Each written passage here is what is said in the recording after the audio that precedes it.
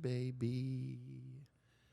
What's happening? Episode 3, Go Long Studios. Today we've got Chronic Consulting in the house. What's up, Kev? How are you, man? Doing great, man. How you doing? Oh, dude, it's a great weekend. It's about to be the weekend. It's Friday. Yeah. I love Fridays. Man, so thanks for coming in. A lot of people are going to really enjoy these topics today, but just tell me a little bit about what you do. I mean, we've already got everyone's interest because of the business name, right? Yeah, Chronic Consulting. Yeah. So I'm a CPA, been in tax for the last 12 years. Nice. And I've been looking for a niche to go into for quite some time, and I found cannabis. You know, I've found to find something that interested me. Just stumbled upon it, right? Yeah, just came out of nowhere. And found cannabis and found that there was a big need for CPAs like myself in the market. And since then, I've been working towards learning everything I can about this industry and their struggles and their pain points, and what can I do to assist these companies and make their lives easier. And so I moved into the cannabis industry and would be doing accounting, tax, and financial services. Nice. And I just took a trip out to New Mexico and Nice. Got my first Prospected your first little series of clients, right? Got my first taste, got my toe in the water, and nice. It was great. Nice. I can't wait to hear more about that. I mean, it's probably an afterthought of that. They're specializing in what they do best, but just like every other industry, you're saving time, you're saving money by using the professional, right? Mm-hmm. So in that industry, with those, financial challenges and state and federal being a little bit different, I'm sure it poses a lot of, nuances that they have to, one, stay on top of, two, mind their P's and Q's, I'm sure, audit risk, all that stuff. But, what are some of the, we're going to talk trends and challenges, but what are some of the current financial challenges in the cannabis industry? Like, what do you see as common hurdles when you walk into these businesses now that you've got kind of the hands-on experience meeting some of these clients? Most definitely, it's banking and tax is the number one hurdles.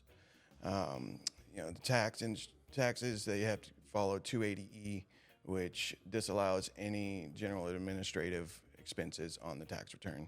So they can't operate like a normal business, and they can't deduct their rent, their utilities, their labor, unless it is associated with cost of goods sold. Cost of goods sold is the only deduction that is allowable for a cannabis touching business. Interesting. And in your experience, what type of awareness did you see these owners with those laws? Or you obviously saw the value you could provide, right? Yes. What's their awareness? I mean, were you nervous when you walked in as far as their education or their know of that industry? At first, yes, I was. Everybody's got their first time jitters, but sure. I learned that they're generally aware of the issues around 280E. Okay. But they are not fully aware of what is allowed under this. So they're not fully aware of what is cost of goods sold besides what I paid for this bud. Different than a restaurant, right? Yes, absolutely. That's one of those ingrained phrases in restaurant owners, brains, cost of goods sold. Yeah. So I got a lot of questions about, transportation, delivery charges, things like that. They were wanting to know, can I take this? And the short answer is maybe. Sign me up and I'll tell you all those answers. Yeah, maybe. Yeah, maybe, right? Yes. I have to see, the full details of it. There is, like you said, there is a very high audit risk in this industry. Sure. It's much higher than normal industries. Yeah. The cannabis industry doesn't operate anything like any other industry. As far as banking, you can't get banking. And why is that? Why can't you do banking? Is that having to do with the federal versus state? Yes. So the banks don't want to touch it because they're FDIC insured, and they don't want to lose that. Got it. As by running afoul of the law. And that's true. Yeah. So, they have to go to regional banks. And so they can get some banking, but it's going to be limited. Yeah. They're not going to be able to get traditional lending. If they get lending, it's normally from an outside lending. Hard money, stuff like that. Yes, and Okay. they're getting way higher rates. I think saw that the average rate is about 20%. What? Yeah, So that's why you see a lot of these. I mean, they're coming in pretty cash heavy, and yeah. gosh, I mean, 20%. That Yeah. just blows me away. Yeah, So it's like, not going to be all of them, but that's what I've seen is about average. yeah. So even like equipment. So I can digress all day on the cost of goods because that just made my booty pucker a little bit because that would be tough. I mean, so what's the allure with all these challenges and these uphill battles, if you will, every year of being able to deduct this versus that versus a traditional business? Where's the allure into going into this business? Are the margins higher, or what are you seeing? They do have very high margins, but the taxes are going to eat away at that, and so Yeah. a lot of people will go in thinking that they're going to make a fortune. Sure. And so you might be showing that you had $100,000 net income, Correct. but your gross margin was 400,000, and so now your tax on that is going to be roughly probably 120,000. Now you just got taxed into a loss. Ooh. Yeah. So you've got to be, I guess you'd say,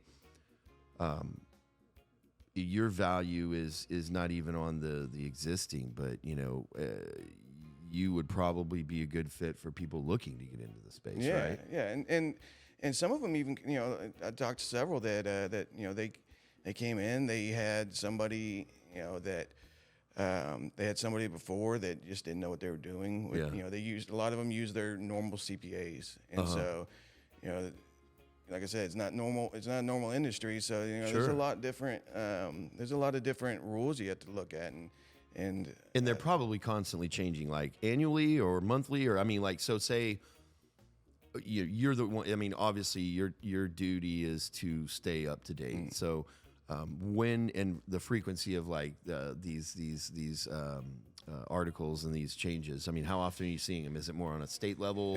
for the states are the ones that are legalizing. It's still federally illegal. Okay. But the federal government has taken a position of we're not going to enforce this.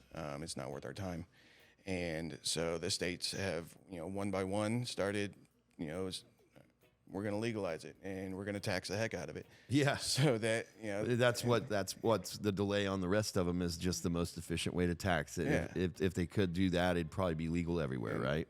yes. And, as far as federal, it's hadn't changed. 280E has been in existence since 1982. Really? Right after. What put it into place? 1981, there was a case, I think it was Edmondson versus Commissioner. A cocaine dealer was claiming all of his income from cocaine deals on Hey, his man, tax return. He was not evading taxes, but he was still breaking the law. So he was reporting all of his income and taking all of his deductions. And they came in and they fought him on it. And What do you deduct on he was bags? he was taking utilities, his Oh my phone, gosh. his Labor. Yes, I mean he was deducting everything. Oh my! Night vision.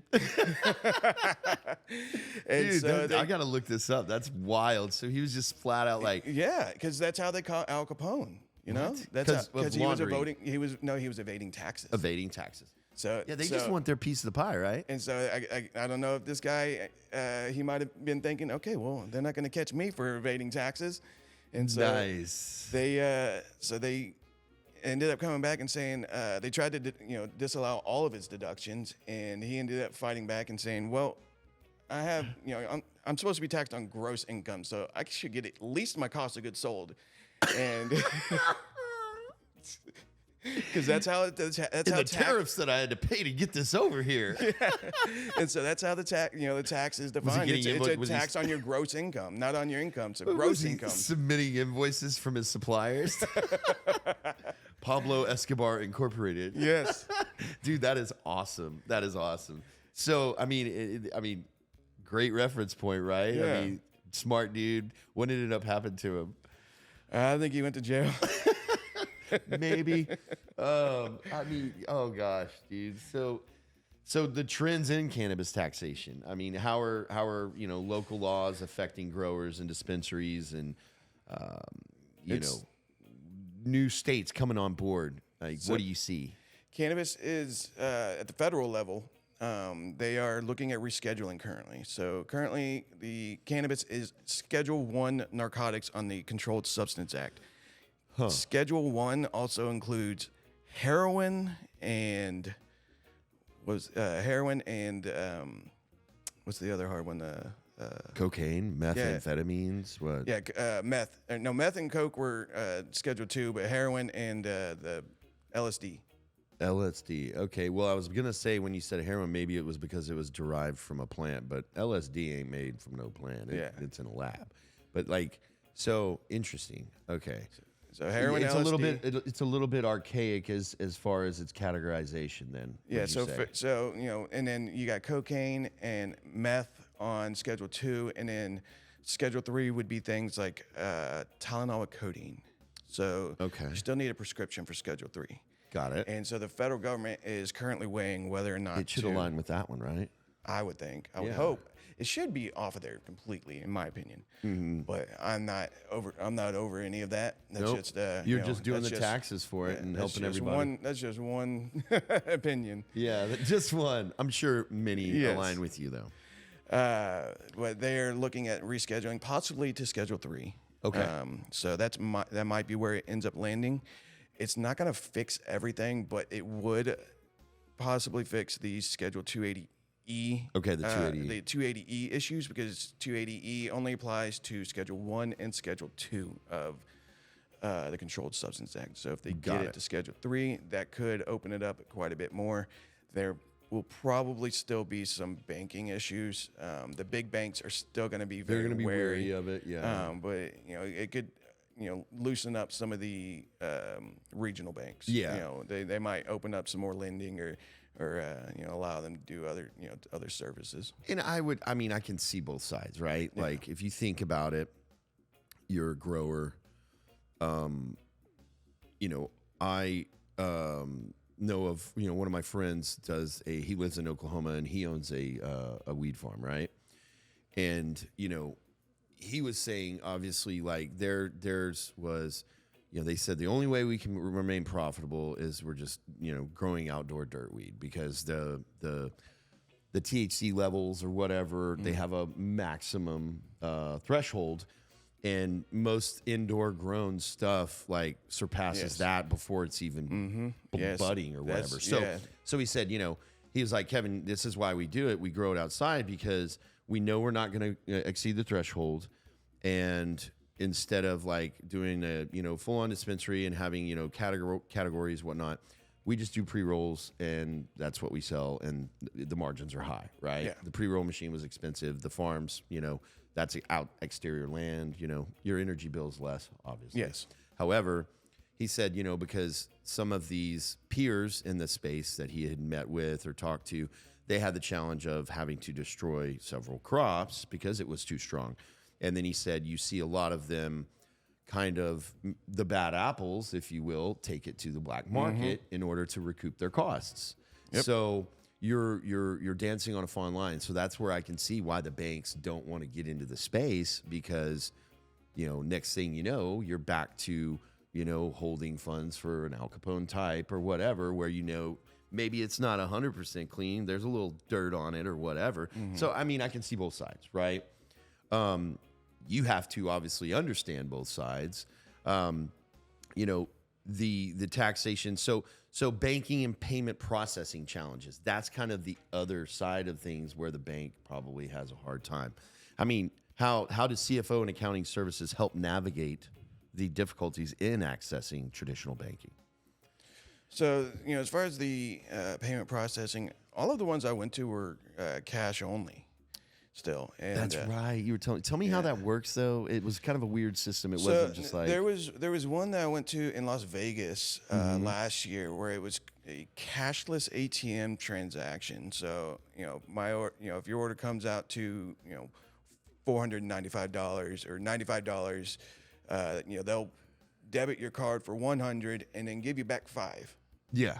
And so, it's not as much cash on site, and so it'll reduce your They're not your taking the security cash. risk. Got it. Yeah. So it's like the ATM spitting the money out. It's just in a locked drawer at the end of the day. Mm-hmm. Interesting. Okay. So on that, I mean, are there CFO services that come into play in that whole perspective? Oh yeah, all over it. I mean, you could just because those services all cost fees, and so there's when your overall bottom line is such a small percentage of what you got left of your margin. Sure. Yeah. You got to figure out when is the right time to justify that. Okay. Because you don't want to come in brand new off the streets and like, all right, guys, I got this cashless ATM, but you don't have the traffic yet to justify it. Yeah, that's true. You need to have a client base to be able to justify spending an extra 5 or 6% on transaction fees. Yeah. Like I said, it's. So do you see now? Sorry to jump in. Can they own that own ATM, or is that too expensive for them to like have that much upfront cash? Because then you can make the money on the charges of the ATM, right? Or did you have to pay like an ATM fee? Like if you were to go, say I'm Bank of America and I went to a Wells Fargo, I'm paying an extra $3. Oh yeah, there's going to be ATM fees there. So then there's probably got to be pretty damn good money made on that, just in itself. Yeah, definitely. Let's get in the ATM business and go back to New Mexico. Let's do it. I love it. No, I mean, so we were talking about this before the show even started about financial planning and growth strategies, right? Where do you come into play on that, and how can you help these individuals? It's critical for them in a cash-heavy industry like cannabis. Yes. So getting them prepared for financial wellness, if you will. I like to use that word. Yes. So the most important thing is going to be having clean books. Perfect. You want everything to be tied down to a T. And you're gonna and minimize your audit risk as much as possible. You want to have cash logs daily. You want to have inventory logs daily. You don't have to count all of your inventory every day, but just count. Pick 10 of them and count those 10 SKUs on Monday. Pick another 10 on Tuesday. Count those 10, and so by the end of the week, you've got almost all of your inventory counted. Yeah. And you just count up the rest. On your whatever your slowest day is, you count. That's when you run the rest of your inventory count. Same thing with the cash is, you want to make sure that you have all of your cash counted. And I talked to a few that really blew my mind that they did not count their cash regularly at all. No. He said, one guy said, I don't even remember the last time I counted my cash. Are you kidding me? I could not believe it. Oh my goodness. So, and in those instances, right, you're like, I am your answer, but you cannot go into it like that. Yes. You have to basically create I call it, and I've spoken this to Pablo many times, that rational drowning, that sense of urgency. Mm-hmm. You can't just come in and say, you're doing it wrong, because then they're not going to listen to you. You're attacking them.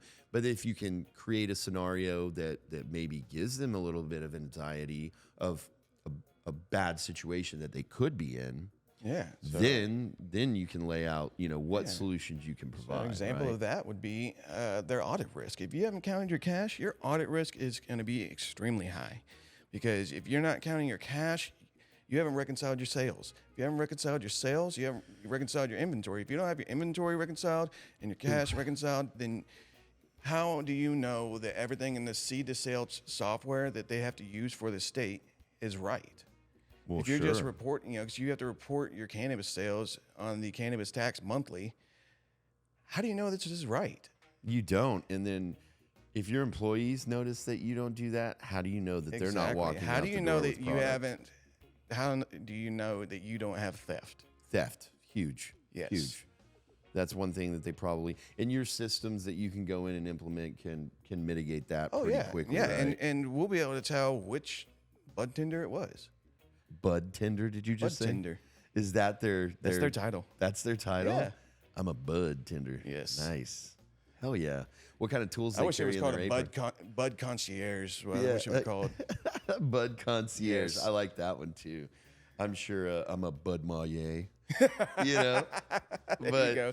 So back to the whole thing of, I mean, okay, real quickly, like, what are your employee counts that you're seeing on average at these places? Like, what's their payroll look like? How many head counts do you think a mid-sized, middle, successful, Mid-size had at business? least 3 people on staff when I walked in, like in the front? Yeah, in the front On the dispensary. retail Yeah, side. in the retail side.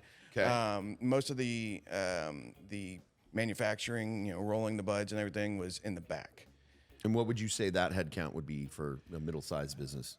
In the back, there's at least probably another 2 or 3, based on the cars I saw outside, for a mid-sized place. So you've got during the daytime, when most active hours. Most active hours. So you got 6 heads, retention, these companies like that. I mean, are they able to, like, for investment readiness, right?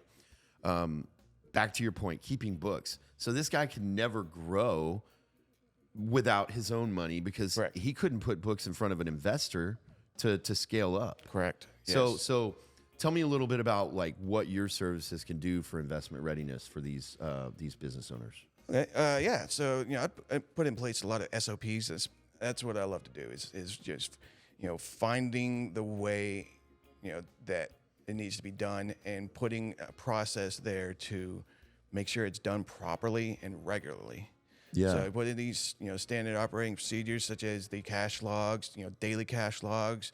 You have a vault cash log. You can have your inventory logs, and all of that has to be done regularly and signed off by a manager so that we know that it's been done and it's been reviewed. Yeah. And so now we have all of these logs, so we can see, okay, how much did Kevin make on his till today? Yeah. Okay. Bud well, how tender. much did Pablo make on his till today? Yeah. Why did Kevin make so much more than Pablo when they were working the Because same Pablo's hours? getting high on my supply.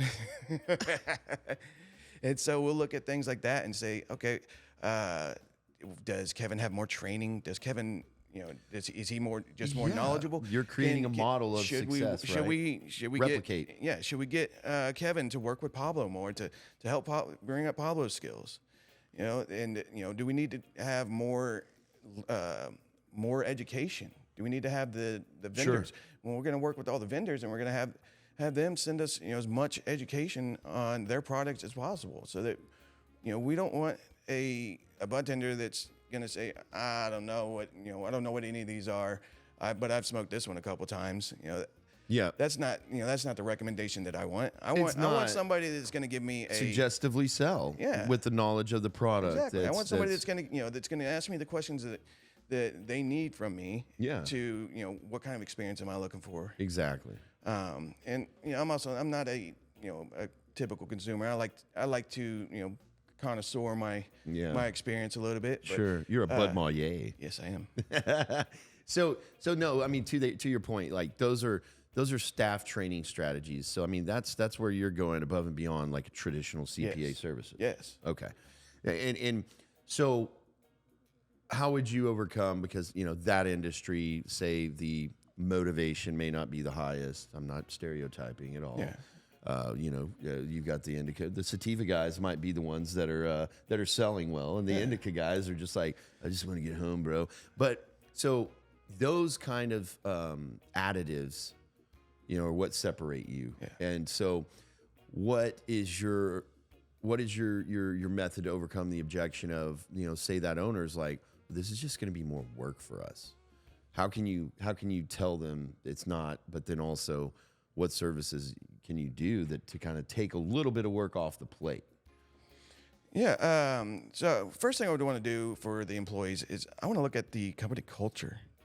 Okay. Find a way, if some questionnaires out to the employees, and just kind of gauge what the culture is there. I like it. Yeah. So that way. Inspect the trees before moving the forest. Exactly. And so Pun.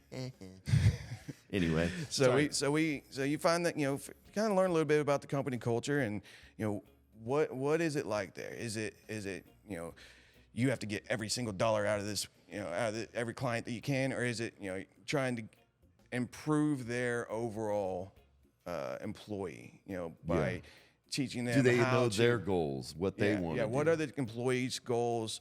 How do you separate goals by employee? Because if I have a new bud tender in place, he's not going to have the same, Skill high set, goals, no, yeah. skill set and goals that, my 2-year bud tender is going to have. Yeah. My 2-year bud tender is going to be, he's going to be my star pupil. And I want him, to kind of lead the way on Sure. how, on getting the new ones trained. And So this kind of goes back to where you were talking about how you can't write off your workforce on that front end retail side. Can you or can't you? no, not on retail. So then where's the owner's motivation? I mean, obviously sales, but where does he have that line of, if I can't write this off, what is it? What's the value of paying a better bud tender 20% more if I can't write it off? Is that a question that they pose, or are there methods that maybe, obviously to convince them, well, yeah, this guy's he's costing you this, but looking at those margins of gross sales to gross profit, showing them the value of better staff, right? Yes, and that's exactly what we'll be tracking as well. That's one of the KPIs that we're going to be looking at is we're going to break down each bud tender, and analyze everything we can about them. We're going to look at every number we can, and just try and break it down to see where are our strong points and where are our weak points. Sure. And are the strong points something that we can emphasize more? Is that something that we can leverage and get more out of? Are the weak points? Are there something we can do to address that? Is there something we can do to build that up to a strong point?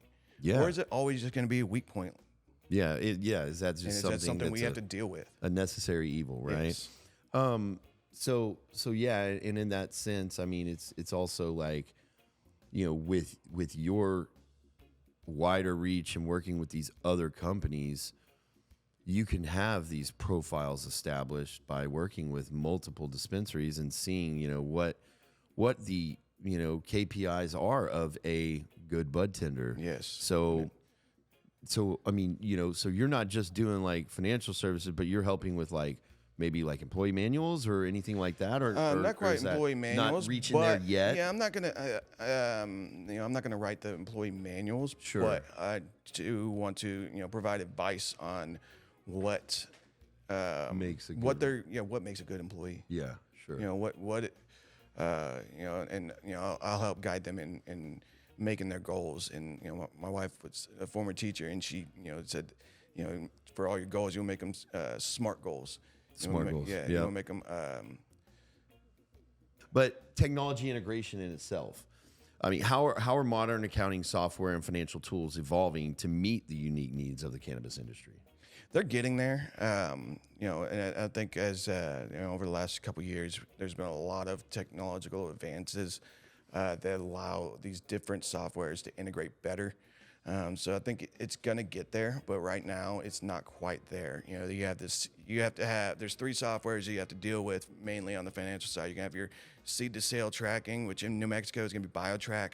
You're going to have a point of sale software that's, taking, the retail side. On the retail, it's going to take all your cash and it's going to record all your sales. And then you're going to have your QuickBooks.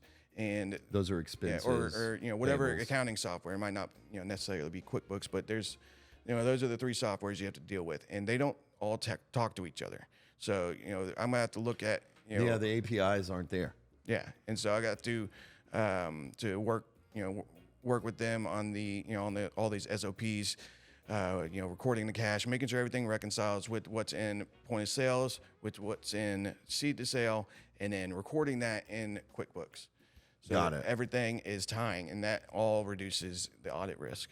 Got it. And then, and if it doesn't reduce the audit risk enough and you do get audited, you're going to feel comfortable because you know that your books are locked down tight, buttoned up, and you don't have much to worry about. Yeah. So in that sense, I mean, an ideal customer or what you do take on, say somebody that does do that main day-to-day, obviously is a more desirable customer that you have more interaction with. Will you even interact with a company that just calls you up once a year and says you need to do their taxes? 'Cause Sure. that's you would. Yeah, Obviously, I it's mean, an obviously, because opportunity. it's Yeah. obviously an opportunity to get in there and see, Yep. do they need me more? And then, if I get in there and I'm doing the books and I'm looking at it and, one see plus one plus opportunities. one is not equaling two here, then I know I've got some more opportunities. 100%. So some. I know this is a new space you've entered because you recently started your company. Tell me a little bit about your first prospecting trip to New Mexico, and then what are some other target areas that what's your next visit to do some door knocking? So I went out there last week. Went out to Sunland Park, New Mexico on Friday evening, and just drove around to You had them all mapped out. I had them everything, mapped yeah. out, and I knew where I was going, and just I knew the general area I was going. I found where they're all located, and over by the casino over there, and I just started knocking doors. Nice. And just walking in, introducing myself, talking to them, learning a little bit about what they've got going on there, kind of taking in what the store looked like. Sure. To see if are they kind of heading in the right direction. I saw some that I walk in and like there's nothing in there. It's just like a glass case with the register, and there's Kind of depressing. Yes, yes. And then I saw Not much some, retail theory or philosophy behind it. Yeah, there wasn't much there. And then I saw some that I would walk in, and they just had incredible artwork on the wall. Nice. Just like a lot of graffiti art and, everything, and some it with was some part with of the different vibe, themes. right? Yeah, and it just set that vibe. Yeah. When I walk in, I'm like, okay, this place is cool. I want to come back here. Oh yeah, absolutely, right. So you see what makes a successful business, what you can see, and like I could walk into a restaurant and tell you if it's going to stick around in 6 months or not, right? What is maybe a fun statistic to learn, or maybe I don't know, I don't want to put you on the spot, but do you see like what a success rate is on like with restaurants? It's 1 in 6 that succeed, right? Do you see I know states like Arkansas, for example, when I was selling real estate out there, there were only a certain number of licenses allowed. So I think it was like in Little Rock, it was like 16 or something like that. Don't quote me on it, but, is there a lifespan of these businesses that you're seeing that's daunting or? Yeah. So, most of them don't make it past 2 years because of all the struggles that we've already talked about. And, I asked them about what would they like to see in order to overcome this. And most of them said to cap the number of licenses.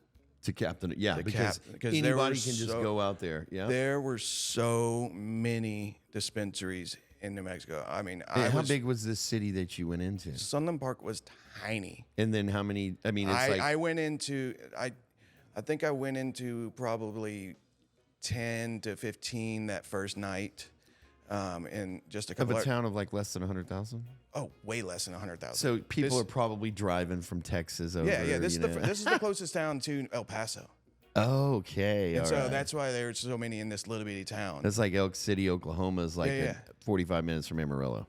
Yeah. Yeah. So Got it. I pulled up, and my first dispensary, I didn't see much around it, but as soon as I turned the corner, it was boom, boom, boom, boom. I pulled into one, and then I wasn't even. It's like a dry county and a liquor store right on the other side. I had my weed. It's an oxymoron. I had weed maps pulled up, before I got there, and Nice. then about after I left the second one, I was like, I don't even need this because I just look down the street and I could see neons just bam, bam, bam. I was like, okay, I'm just gonna put this down and just doop. Boop, The importance boop. of signs, people. Yes, the first one that I went to did not have a sign. I passed. It was the only one that I put in my address book, and I passed the thing because it just looked funny. like a little like doctor's office. Yeah, but see, those are the ones that just throw it up against the wall and see what sticks, right? Yeah. So real quickly, like we've talked about a lot of this stuff, and like, I mean, you got excited and stood up in your seat when you were, talking about a business that you were excited about, Yes. one that caught you as a consumer or, whatever. And then the ones, so you're probably getting enough knowledge, advice for new entrants into this space.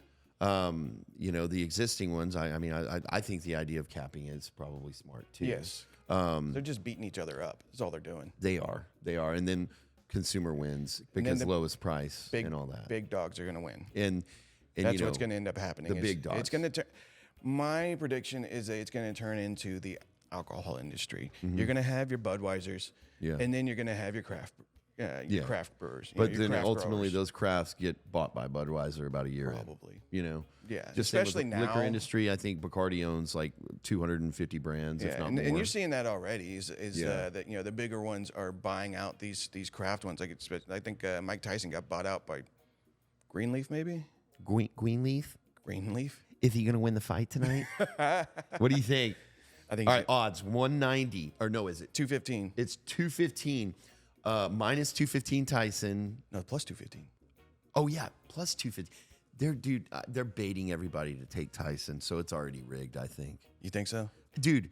Plus 215 to Tyson. Come on. We all he's know. Old though. It doesn't matter. We all know he could whoop that boy's ass. I hope he does. I do too, and that's why they're getting everybody to bet on Tyson. All the bookmakers. So I did read yesterday that there's a lot of money coming in on him, and so I was expecting the odds to go down from 190 and it went up to 215. Yeah. So that means everyone's putting it on Paul, right? I don't know. That's going to be fun to watch. So Tyson's brand got bought out. Yes. So let's go back to, okay, let's talk about that. Like you're seeing these celebrities come into this space. Where are they usually home based out of? And then, have you sought out or kind of seen what services they're using to kind of go off of a roadmap, if you will, or do you know what these big companies are doing? No, I'm not sure. I think they just they're doing more of the cultivation side. Okay. The cultivation side is going to be where I think there's more opportunity to grow and be more profitable right now. Yeah. Especially with the 280E. There's a lot of there's more deductions on that side. Yeah, there's right? more deductions. Okay. You're also going to have a lot more manpower and a lot more materials, or as far as your chemicals you have to put in there. Yeah, chemicals. Not chemicals, fertilizers. So then these dispensary or these cultivators. So like a winery may buy grapes from a grower. So like these cultivators, can they just sell to any dispensary? And the dispensaries that launch up, do they not have to have like a source that they're buying it from? Yeah, so they're all gonna have their own suppliers. Some of them are vertically integrated, where they can grow their own, manufacture it, and then sell it. That's probably the most profitable side or arm, right? Wouldn't you say? Yeah, but there's also a lot more headaches with it. You just have so much more to deal with. And less deductions, more labor. Yeah, because then now you're mixing up. You've got deductions on one side, but then you can't take it on the other. Yeah, and so you have to figure out how do you bifurcate that those expenses. Because I might have might have a guy out front, Interesting. selling at. But he's working in the cultivation side in the morning. He'll be selling in the retail side in the afternoon, and in the morning he's in the back. He's putting the pre-rolls together. Putting pre-rolls together. So wow, how do you break up his time? Dude, that would be such a pain in the butt. Mm-hmm. So obviously, letting them shift their focus back onto the business. Yes. With what you can do. Yes. So they can focus more on, okay, what do I need to do to increase my margins more? What do I need to do to, they can focus on the important, the action items. Yeah. As opposed to, focusing on, how do I find what action item is important? Correct. I can point it out for them. Yeah. They get to worry about the money coming in. Yeah. Which is the most important part, right? So advice for new entrants, what financial considerations should new growers and dispensaries prioritize when entering the market? What are your thoughts there? Make sure you're capitalized properly. Don't expect to have good backers or what? Just have good backing. You don't want to come in undercapitalized and you spend all your money right off the bat to acquire all this inventory, and then maybe this strain it's just not hitting for people and they don't like it. Yeah. And now you're stuck with all this inventory, and now you got no money to reinvest and get a different strain. So you want to try and go in slowly. Maybe pick 3 or 4 strains to start. Don't put all your buds in one basket. Don't go out and start your business with 100 strains. That's too much. That's I'm not walk in there. You have analysis. You have paralysis by analysis. Yeah. And so, I don't want to, go in and see all these options. It's like going to a restaurant and you like got Cheesecake Factory menu, yeah, a cheesecake. novel, right? You're like, Exactly. dude, just that this is too much. It's Yes. overwhelming, right? And so, that's when you want to have kind of narrow your choices a little. Yeah, Have a yeah. few selections of each But category. do it well. Yes. So have good backing. Do 10 to 15 line items, not 2 or 100, and do those real well. Yes, and then grow from there. Okay, and then go from there. So as far as when can you come into the picture? Like right from the get go. Yeah, right from the get go. Really? Yeah, I help you put in. I can help put a plan together. How much capital expenditure are we gonna have? How much cash are we gonna have left over after that, and to operate with? And then we're looking at budgets and forecasts. How much cash do we think we're gonna have in 3 months? And what do we want to do with this cash? What is your overall financial goal? What is your goal as a company? Do you want to just stay with this one dispensary and just grow that and pocket everything, or do you trying to turn this into a 5 locations, 10 locations, multi-state? What are you trying to do here? And so let's tailor what we're going to do to your plan specifically, rather 100%. than giving somebody a blanket proposal that, okay, yeah, we're going to increase margins and increase cash flow. How? Yeah. Great. That's a great plan. Yeah, that's a great plan. That's a great idea. Yeah, That's an idea. That's not a plan. Yeah. Yes. And because we have to figure out what's the best plan to get your overall company goal. Yeah. So you touched on a good point, in it, are there companies that are working in multiple states right now? Oh, yeah. And how difficult is that to handle? I mean, so because you're going to have to stay dialed in. How many states are there right now? I think it was 38. So 38. 38 to have some form of either medical or recreational. I don't you think have to understand the tax law for all of those. If I'm going to be serving clients in that state, then I would have to know those states. Is there right a licensing for you that you'd have to like practice in, like a realtor or a broker? No, I just keep I just have my CPA license here in Texas, and Got it. And just keep that current. Yeah. I don't have to have any kind of certification or anything like that. By state or anything? Nah. Okay. Now, would you say like every state is different though? Yes, every state is going to be a little bit different. Significantly, or just? It depends. They're all going to have nuances. Some of them are going to. Some of them do follow the 280E, and some of them don't.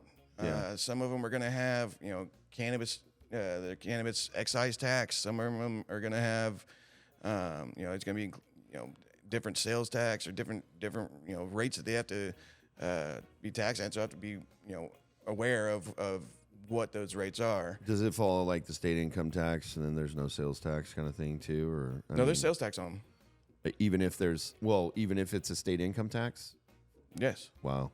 Yeah, because it's tax. Because the tax is at the point of sale. No, they're not letting any tax dollars slip through on this. No. That New Mexico, you can get if you sell more medical, then that's not subject to the sales tax, but it's still gonna have the marijuana tax. The medicinal and all that, yeah.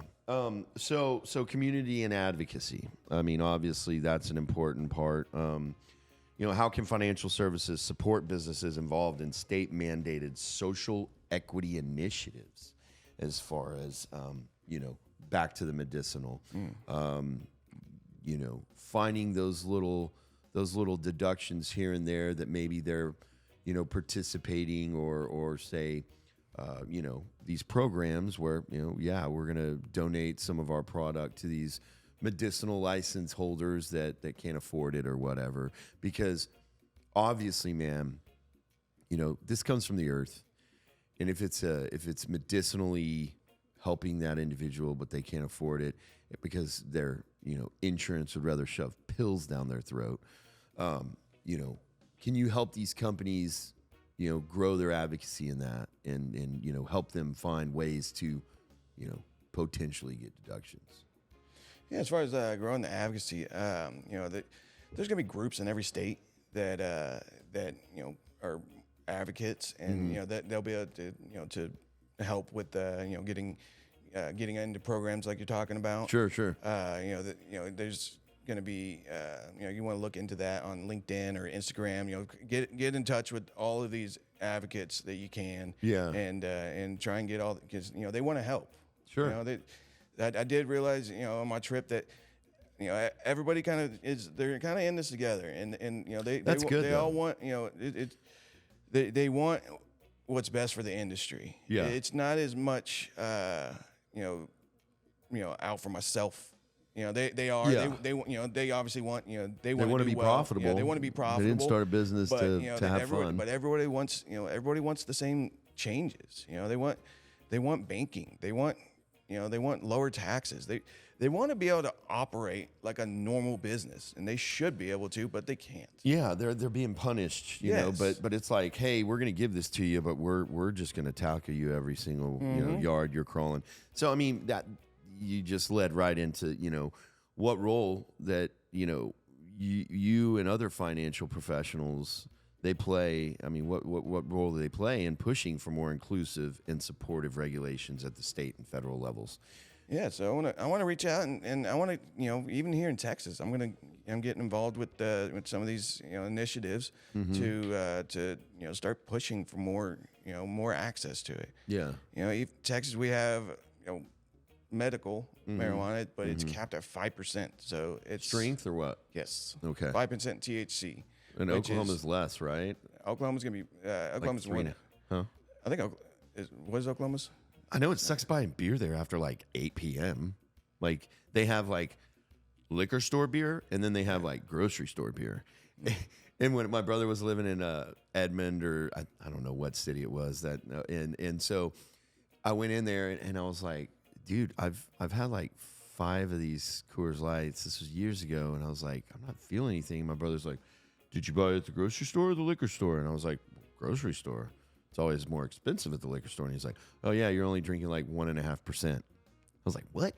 So, I mean, I could see probably it aligning in that sense, right? Yeah. So 5%, obviously there's going to be a little meeting ground, right? Yeah. I mean, so these growers are going to have to settle or budge.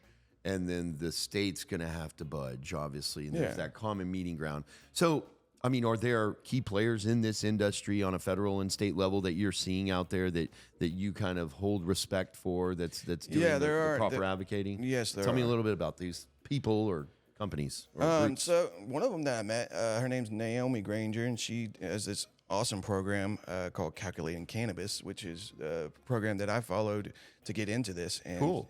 She helps individuals like myself gain the skills and the work papers and she gives you all the work papers that you need in order to serve this market. And she's got a whole training program that is just completely dedicated to learning how to serve the cannabis market efficiently and effectively. Yeah. Well, you could see the state and federal level probably getting a little bit more lenient the more confident they are that professionals like you are keeping the books in this industry, right? Yeah. So the more they know, their reporting is what they're used to receiving in other industries, probably going to give them a little bit more warm and fuzzies. So would you say, I mean, that this side of the space is probably one of the bigger catalysts in getting it to that federal or more wider state acceptance? As far as the financial side? Yeah, I mean, the role that you guys can do and the difference you can make as far as, providing that acceptable reporting that they're so used to seeing from other industries. Because they're probably just scared of it because traditionally, what would you say, how many dispensaries on a percentage use services like you versus don't? Most of them have a CPA in place, but I did realize that most of them have their normal CPA in place. Yeah. So it's going to be, the person that's been doing their car wash, business for 15 years. So they're doing a dispensary and a coin-operated car wash? And so... I would already red flag them. No, I'm just kidding. Just kidding. No judgment. Bad example, but... Yeah. You're not doing your industry any good right now. No. Okay, so most of them, I'm they just have, kidding. say they have, a insurance agency. Yep. Some of them did have, one of them talked to had an insurance agency, and they use the same CPA that they've used before, and that CPA might not know what they need to do. Probably not very much. Because yeah. in my former role, I would get the books, and that's kind of what I go with. I trust that you have it all locked down, because it's pretty easy in a normal industry to keep books. When you don't have to deal with cash transactions all the time. Because cash is just going away, and then in this industry, it's so prevalent. Yes. Wow. Yeah. I mean, that's kind of like the whole thing. And is that what you see once it becomes like? What do you think the biggest hurdle right now that's holding it back is? What needs to change in order to have its accepted? 280E needs to go away, and that can't happen until the federal, until the DEA allows it. And so it's in the process of being changed. Like I said, President Biden had done a lot of. He actually did a lot for it. He's been advocating for rescheduling for quite some time. The Department of Health came out in support of it. The Department of Justice supports it, and we're just waiting on a recommendation from the DEA. Gotcha. No, I mean, so your mention of agencies, do they have agencies like TABC? We're in Texas, so it's the Texas Alcoholic Beverage Commission. And I want to say the police, but I'd say the agency. Is there an agency like that, and is it federal or state? It's state. All of it's going to be state regulated right now. New Mexico has the Cannabis Control Division. CCD. Yes. All right. Okay. And so that is who is over the tracking of everything. So that's who's getting reported for the cannabis tax. And with the cannabis tax, you have to report by jurisdiction as well, so that those jurisdictions get the funds from these taxes that they're due. It pays for the agencies, Yeah, but it also pays for a lot of the programs, like the social equity initiatives around town. What are tell me a little bit about the social equity initiatives. Was that back to some of them your advocates for, Yeah, some of the states, I know like a year or two ago, there was a lot of them coming out with the social equity initiatives, trying to get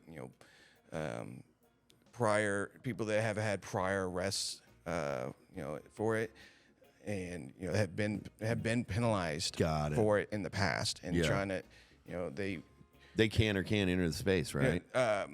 Well, they're trying to loosen it up and get them in now, so that they can come in and not be basically barred from doing anything because they have a red flag on their record from 15 years ago that doesn't mean anything now. Sure.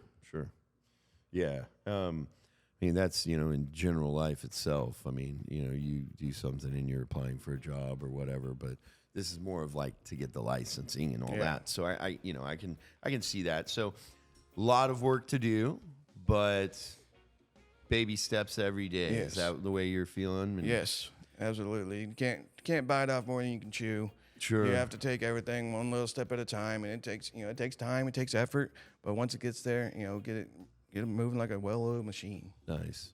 Yeah, so I mean, like what I'm gathering is, you can prepare them for investor proposals, RFPs, all that stuff. You can help them get back to working in what they do best. And you can create a little bit more awareness, on the federal side to maybe take those next steps. So, dude, I love what you're doing. I think it's badass that you went all in on it. I wish you success, and I can't wait to hear some success stories on the next time we catch up here, brother. Yes, sir. All right, man. We'll take it easy. Thanks for your time. Yeah, thank you. Yes, sir. Green growth. Yep.